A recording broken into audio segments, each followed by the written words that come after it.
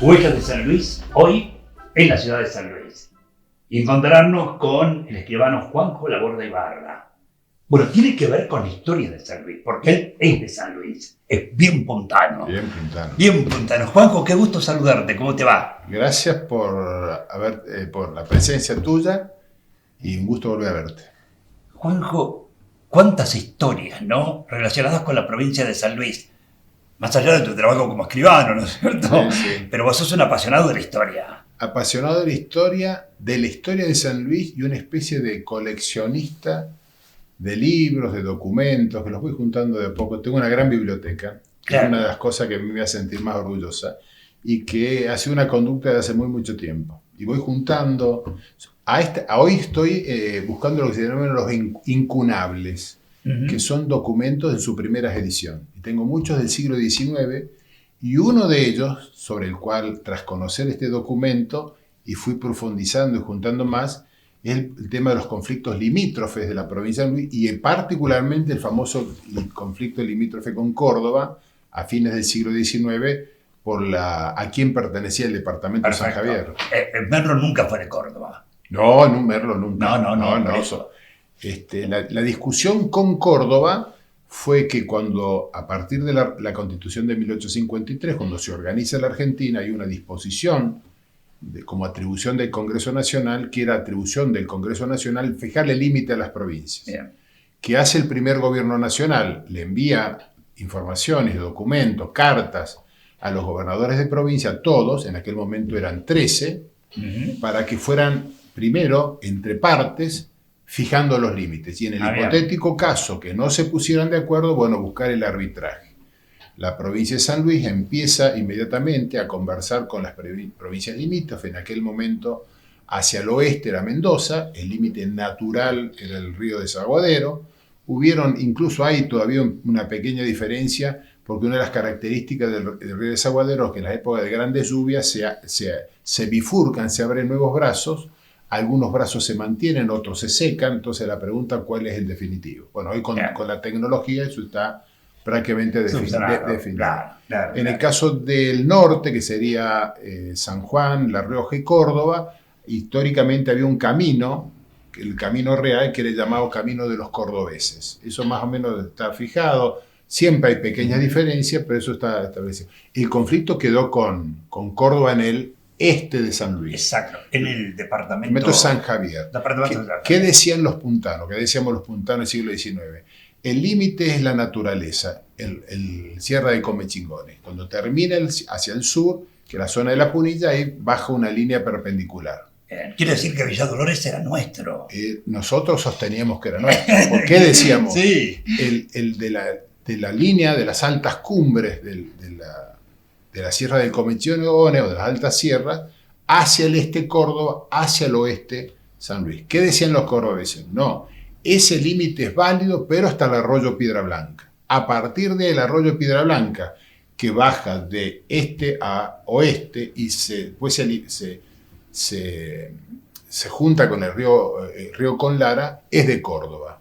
Y deseaban como argumento una serie de documentos que tenían de la época de Jerónimo Luis de Cabrera, donde estaban los límites de la gobernación de Tucumán, y que sobre todo una cuestión muy jurídica del derecho romano, que la posesión da derecho, el uti possidete iuris, así nos enseñaron en la universidad. Que estaba lleno de cordobeses, que toda esa zona era de los cordobeses. San Luis decía lo contrario, empieza la discusión, eso se va postergando hasta que a fines del año 1880 hay una primer comisión.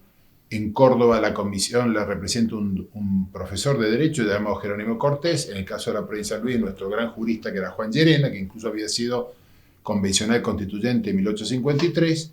El tema es que los cordobeses, cuando se sientan a negociar, dicho de una manera gráfica, tiran sobre la mesa de negociación prácticamente hasta el archivo de Indias. Cuando dijo tiro sobre la mesa, ¿tiraron las cartas para jugar al truco? Ahí llego.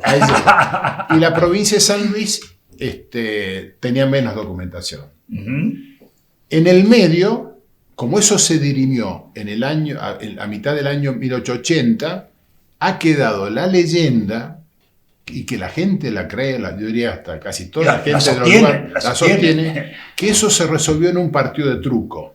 Incluso hay un escritor, creo que Morales Gorleri, que ha contado esa leyenda en un cuento, que son cuentos de ficción. Es ficción. Pero la gente lo cree, que no es un tema menor. Claro, pero ¿cuál fue la realidad?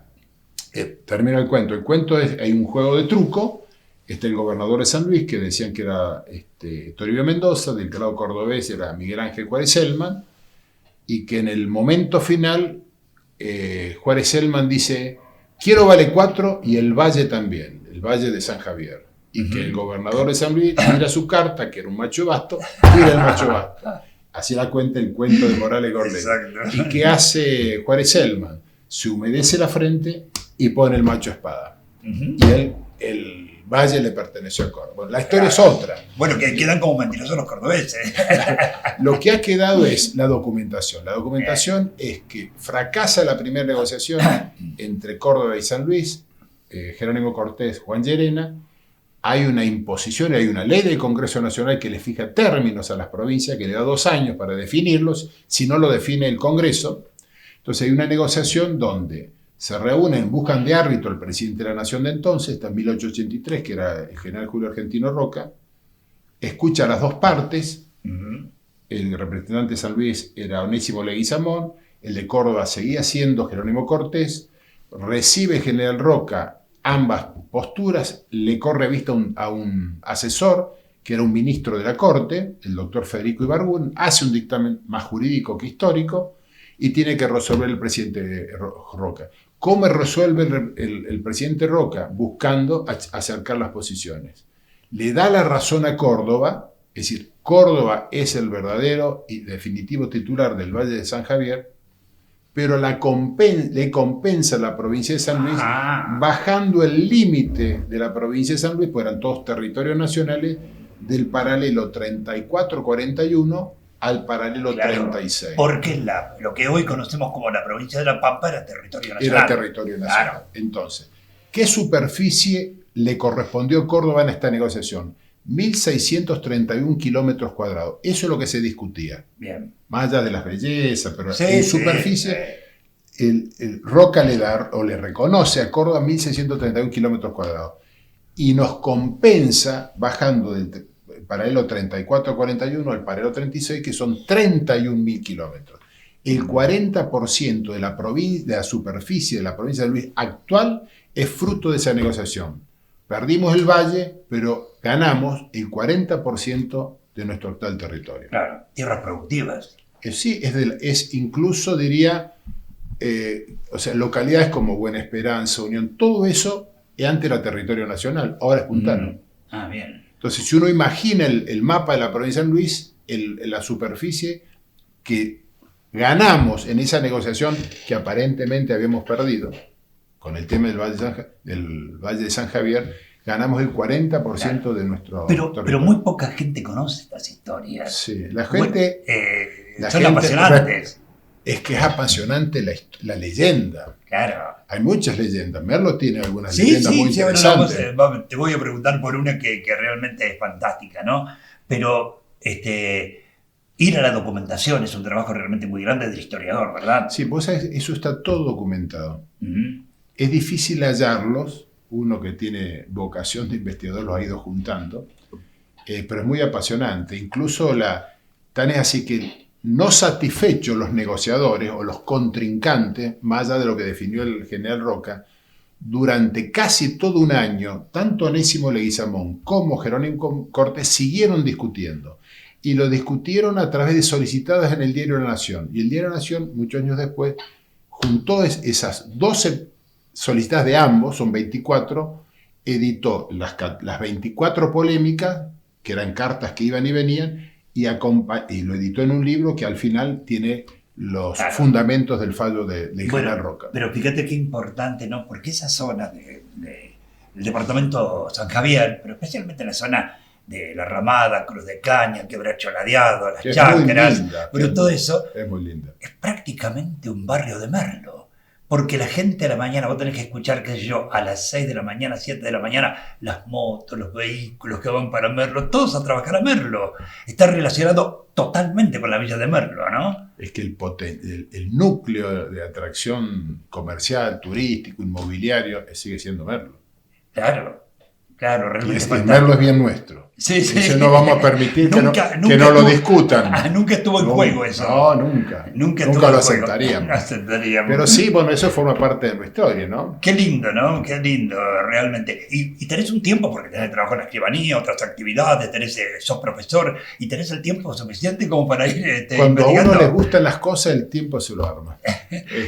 Yo, por ejemplo, mi escribanía está a 1,5 cuadras del archivo de San Luis. Ah, qué bien. Y arranco siempre la mañana tempranito, me voy a tomar un café ahí. El personal del archivo de la provincia de San Luis es excelente y siempre tiene la mayor predisposición y siempre nos acercan algo. Te voy a contar una anécdota. Sí. Hace poco estaba investigando el itinerario de las tumbas del coronel Juan Pascual Pringles.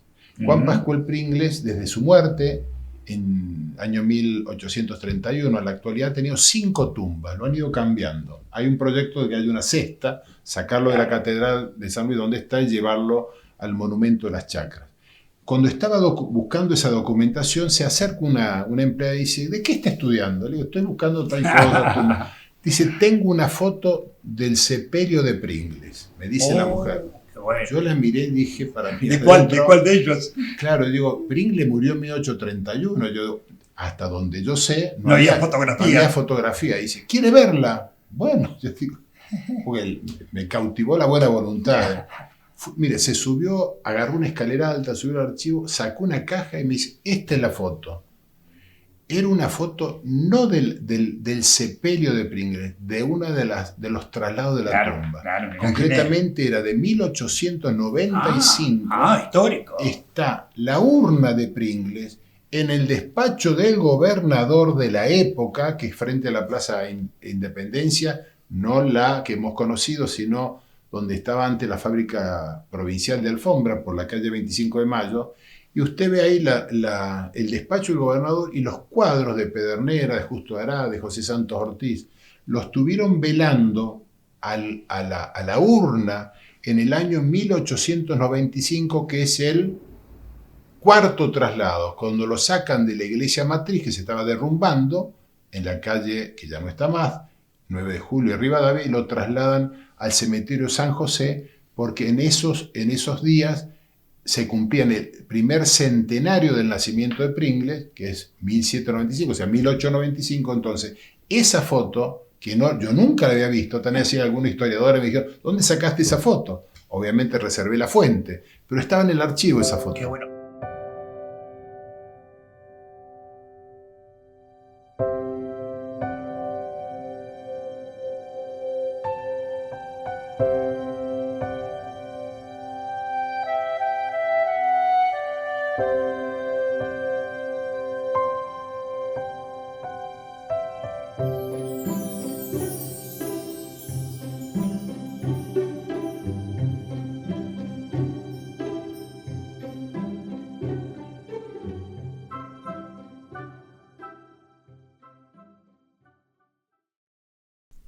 Huellas de San Luis. Seguimos charlando con Juanjo y nos cuenta una historia apasionante. Juanjo, qué lindo, ¿no?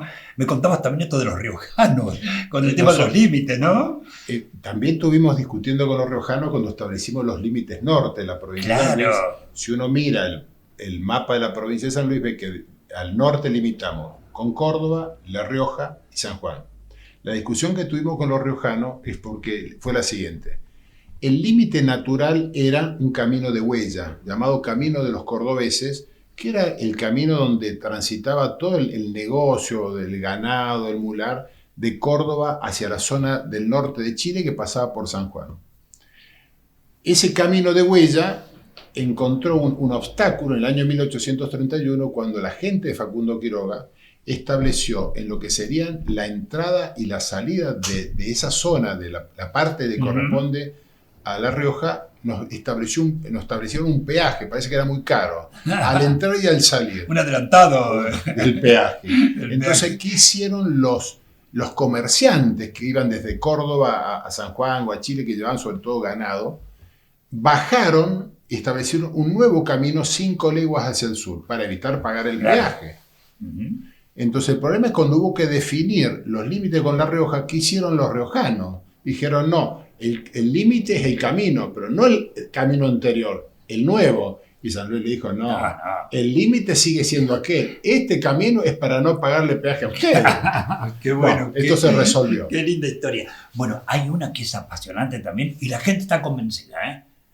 Seguramente cuando escuchan van a decir, no, pero si era verdad esto, lo de Frank Sinatra.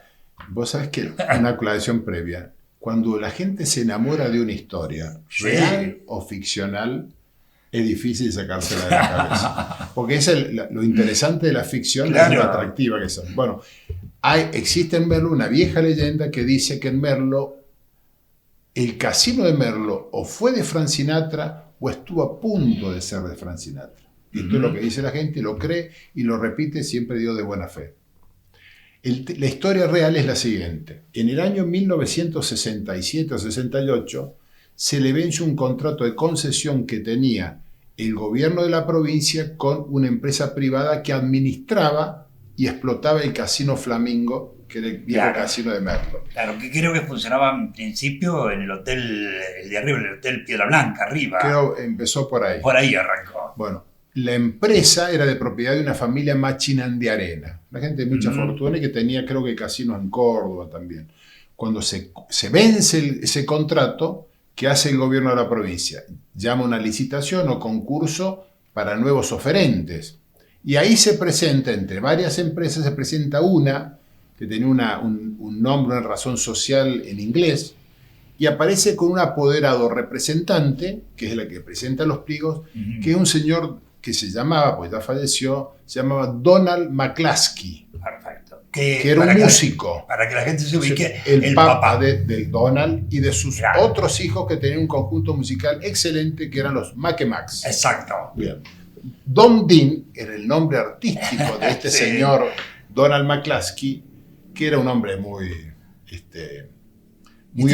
histriónico, le dice o intenta decirle a los funcionarios, que son los que van a tener la obligación de seleccionar cuál de las empresas que se habían presentado, dice, ustedes saben que mi empresa, que tiene un nombre en inglés, del cual yo soy representante, pertenece a Frank Sinatra, que tiene y actúa en casinos en Las Vegas. Exacto. Él me ha dicho, así lo presentó en su momento, mi fuente de información era gente que trabajaba en el gobierno, un familiar muy directo mío, que este señor dijo, si me lo dan a mí, o sea, a mi empresa le adjudican el casino de Merlo, Frank Sinatra me ha dicho que él va a venir a la inauguración. Y todas las veces que decían, pero me lo tienen que dar a mí.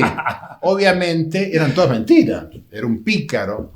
Así que ahí se inicia obviamente no se la dieron, no sé a qué otra empresa se la adjudicó el gobierno, pero siempre quedó la historia de que Frank Sinatra estuvo a punto de ser dueño del casino de Merlo.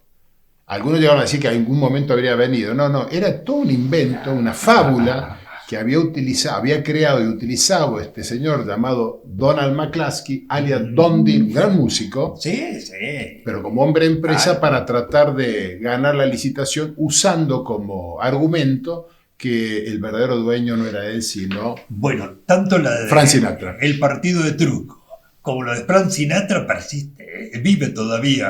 Y vive y es lindo que viva. Porque la gente se enamora de las historias son atractivas, que son originales, porque en el fondo el hombre necesita vivir de las ficciones. Se acaba de morir para mí uno de mis escritores preferidos, que era Mario Vargas Llosa, un gran novelista, y él tenía una definición de la novela y de la escritura y de la lectura que decía, las novelas son una necesidad, la ficción es una necesidad porque lo ayudan al hombre a soportar la realidad, a hacerla menos difícil, porque uno con la novela, con la ficción, aprende a volar, a viajar, a conocer gente, a conocer mundos. Bueno, y hay muchos escritores, historiadores de la provincia de San Luis de hace unos cuantos siglos.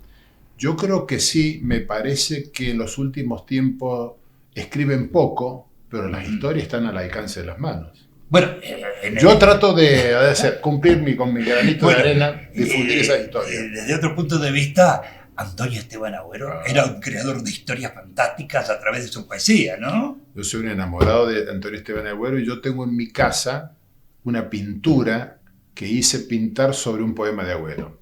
Uh-huh. Ese poema de Agüero es Digo la guerra, que cuenta poéticamente lo que fue San Luis en medio de la guerra de los malones. Y ahí hay un episodio en Digo Guerra de Agüero, que es el famoso combate de Laguna Amarilla, que se habría desarrollado, pues hay gente que dice que existió, otros dicen que no existió, pero bueno, yo creo, es tan linda la historia que yo creo que debe haber existido.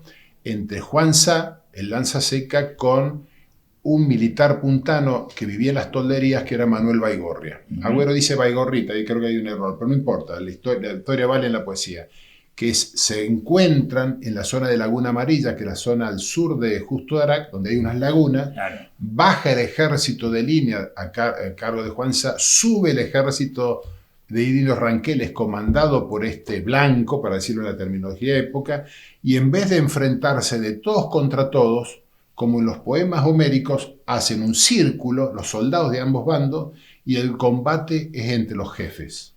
Es un combate a primera sangre. Y lo gana Juan Sá, porque le corta la cara. ¿Era el Pampa? No. El Pampa es otro. El Pampa es nieto de un hermano de Juan Sá. Los hermanos Sá eran tres: Juan, Felipe y Francisco.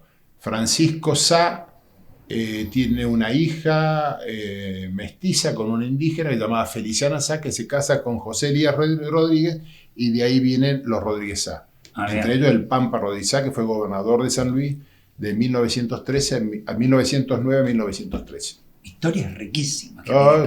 Claro, apasionante, ¿no?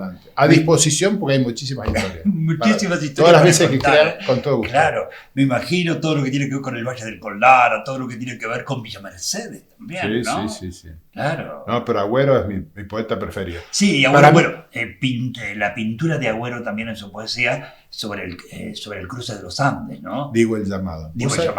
El Digo el llamado es la versión poética de una carta que existe.